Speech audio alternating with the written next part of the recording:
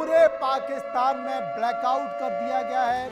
लाहौर में 4 बड़े बड़े धमाके जो भारत की तरफ से मैंने आपको मिसाइल उठते हुए दिखाए थे, जिनकी गिनती नहीं हो सकती थी, आवाज आ रही थी सू साए धमाक, और 4 बड़े धमाके पाकिस्तान में 4 बड़े धमाके हुए हैं। लाहौर में 4 बड़े धमाके हुए हैं, कराची बंदरगाह पर भी बड़ा धमाका हुआ है। पूरे पाकिस्तान में ब्लैकआउट हो गया है। लेकिन पाकिस्तान ने ये ब्लैकआउट किया है, हमको भी अब साफ करना होगा पूरा पाकिस्तान, और इसके लिए आम जनता जिम्मेदार नहीं है, वहां की सियासत, वहां की सेना जिम्मेदार है। और कम से कम चुन चुन कर पाकिस्तान की आर्मी को, उनके प्रतिष्ठान को, उनके एयर सिस्टम को, उनके सरगोदा एयर सिस्टम को भी तबाह कर दिया गया है। बड़ी खबर आपको बता रहा हूं, पूरे पाकिस्तान में डर और दहशत का माहौल है। पाकिस्तान की तरफ भारत के कई लड़ाकू जेट उड़ गए हैं, उनकी तरफ से भी कुछ अटैक करने की कोशिश की गई थी।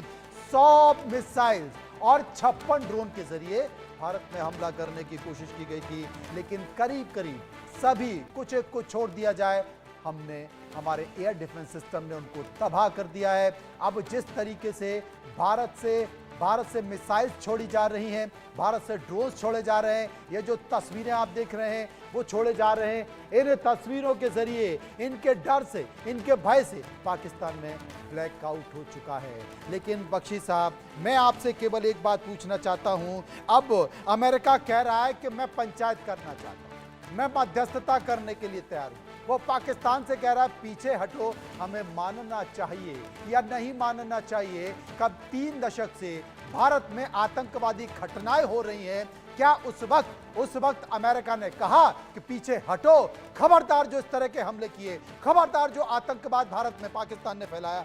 नहीं कहा। लेकिन आज जब मुंहतोड़ जवाब पाकिस्तान को भारत ने दिया है, तो अमेरिका कहता है कि मैं हस्तक्षेप करने को तैयार हूं, मैं मध्यस्थता करने को तैयार हूं। हमें यह मध्यस्थता अभी करने दी जानी चाहिए या अभी पहले मुंह तोड़ जवाब देना चाहिए? बड़ी खबर एक और, भारत के पाकिस्तान पर बड़े हमले, कई हमले, सियालकोट का एयर डिफेंस सिस्टम भी तबाह कर दिया गया है। सियालकोट का एयर डिफेंस सिस्टम भी तबाह कर दिया है। भारत ने पाकिस्तान पर बड़े हमले किए, लगातार हमले करता जा रहा है। इसके साथ साथ आपको बता दूं कि लाहौर में 4 बड़े धमाके हुए हैं। आपको बता दूं जैसलमेर के पास पाक का जो एयर डिफेंस सिस्टम है SWARM, उसको भी हमने वो कर दिया है, उड़ा दिया है। पठानकोट में जो पाक ने ड्रोन को मार गिराया है, पाकिस्तान का 4था विमान भी मार दिया है। बहावलपुर में भी भारत ने बड़ा हमला कर दिया है। एक कर जो पाकिस्तान का एयर डिफेंस सिस्टम है उसको भी तबाह कर दिया है।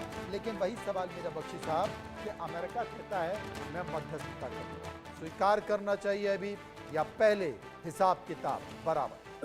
पहले हिसाब किताब।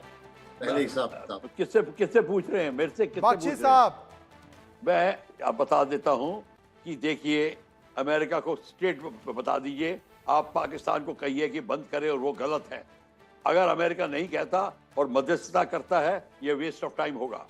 आप अपना कार्यक्रम जारी रखिए, बिल्कुल, क्योंकि अमेरिका के भी इंटरेस्ट है पाकिस्तान में, और वो अपने इंटरेस्ट को भी देख रहा है।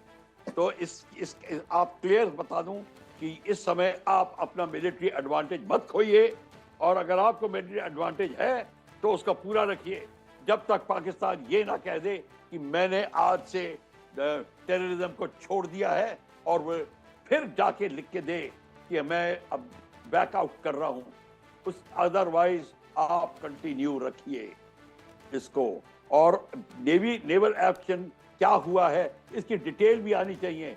सिर्फ पहुंचना ठीक नहीं है, किसके पर हमला किया है, और आर्मी कब सर्च करेगी? आर्मी का कोई न्यूज क्यों नहीं आ रही? जब तक आर्मी की न्यूज नहीं आएगी तब तक आप सोचिए कि हमारा ये व्यर्थ जाएगा। क्योंकि अगर आप कितने भी एयर डिफेंस के रडार डिस्ट्रॉय कर दीजिए, कल नए आ जाएंगे, उनको कंट्रीज फ्री देने को तैयार हैं। जब इतना पैसा बाहर से आ जाएगा पाकिस्तान को, आपको कोई फायदा नहीं होगा जब तक आर्मी रियल एस्टेट को कब्जा नहीं करेगी। मैं दोबारा कह रहा हूं, पीओके पे अब कब्जा करिए, यही समय है, इससे अच्छा समय नहीं मिलेगा। जब चारों तरफ भारत पे हमला हो गया है, भारत पर उन पे हमला कर रहा है, हम पीओके पे क्यों रुक रहे हैं? ये समझ नहीं आ रही मेरे को। किस मुहूर्त का श्री गणेश की वेट कर रहे ये हैं। बड़ी बात है। बख्शी साहब बड़ी बात कर रहे हैं, भारत भूषण जी, बख्शी साहब बड़ी बात कर रहे हैं कि अब जी। क्या मुहूर्त का इंतजार करना चाहिए? जब युद्ध हो गया है, दोनों तरफ से मिसाइल गरज रही हैं, दोनों तरफ से ड्रोन हमले हो रहे हैं, तो अब किस चीज का इंतजार किया जाए? अब पीएकओ को ले लिया जाए? नहीं, अभी हमारे पास इनिशिएटिव है और उन्होंने हमको मौका दिया हुआ है कि आके मारे, तो ये मौका हमको लेना चाहिए, छोड़ना नहीं चाहिए। जब तक हमको उनसे कोई लिखित और इंटरनेशनल गारंटी के साथ कुछ बोलते हैं कि भाई हम ये नहीं करेंगे आगे से, हमारे से गलती हो गई है, तब तक हम कुछ भी नहीं रुकना चाहिए। हम जहाज जैसे चल रहे हैं वो इनिशिएटिव हमारे पास है। अब कल भी हमने सिर्फ 9 ठिकाने मारे, 21 हैं उनके पास, तो सप्लाई चेन है, एकेडमी है उनके पास टेररिस्ट की। तो जब तक ये सब बंद नहीं होगा तब तक आप ये एग्रीमेंट कुछ भी नहीं करेंगे। बात ये बड़ी बात है। अली शाह साहब आप क्या कहेंगे?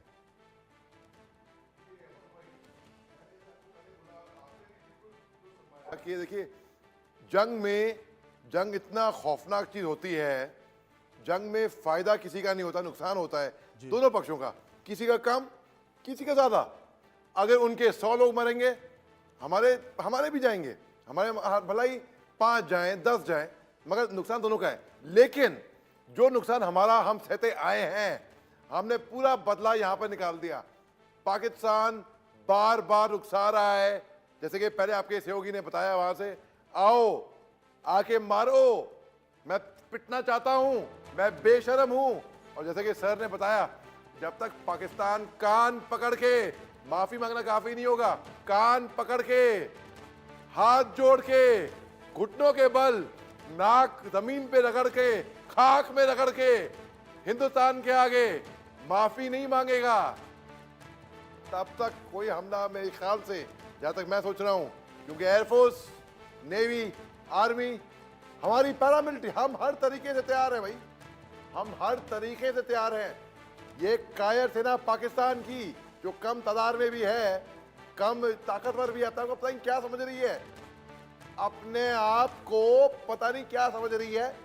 मैं बताऊं, इसमें मारे जाएंगे मासूम, इनोसेंट, आवाम, सिविलियंस, कोलैटरल डैमेज में। हमारी सेना इतनी प्रोफेशनल है, कभी हम सिविलियन को नुकसान नहीं पहुंचाना चाहते और ना ही पहुंचाएंगे। जो हमने जो एयर स्ट्राइक करी थी, वो केवल टेररिस्ट के टारगेट्स पे थी, टेररिस्ट के लॉन्च पैड पे थी। हमने कोई भी सिविलियन को नुकसान नहीं पहुंचाया उसमें। लेकिन ये चाहते हैं